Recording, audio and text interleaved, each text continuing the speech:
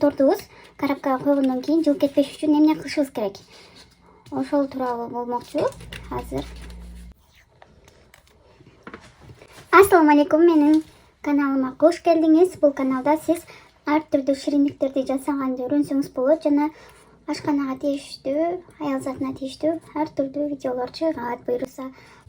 Бүгүн сиздер менен бир лайфхак менен бөлүшөйүн дедим. Эгерде сиздин тортуңуз клиентке жеткичекти коробкага тийип сырттары жаман болуп калаткан болсо, анда бул видео сиз үчүн. Азыр биз торт жылып кетпеш үчүн кардонго скотч жабыштырып коебуз.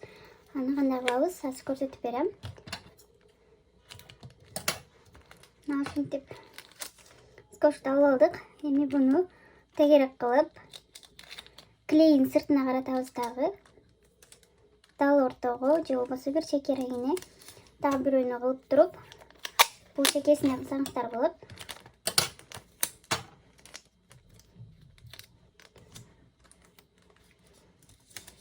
Мынакей кыздар, эми тортубузду коебуз. Бул сонун торт, сонун болуп жетиши үчүн бизге азыркы лайфхак өтө керек. Дал ортосуна коебуз. Мынакей кыздар, жанагы скотчтун бетине жабышып калды. Мына ушундай болуп. Бул тортубуз жылып кетпейт. Жетип турган жерине жетет. Эч кыжабат болбой бере берсеңиздер болот. Мына ушундай кылып, эми коробкасын. Бул коробканы кыздар кондитерскийден алсаңыздар болот.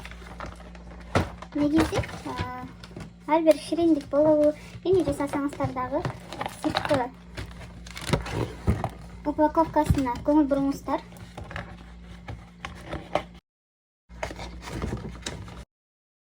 Бул тортубузга көрүп коşот коробкасын дагы.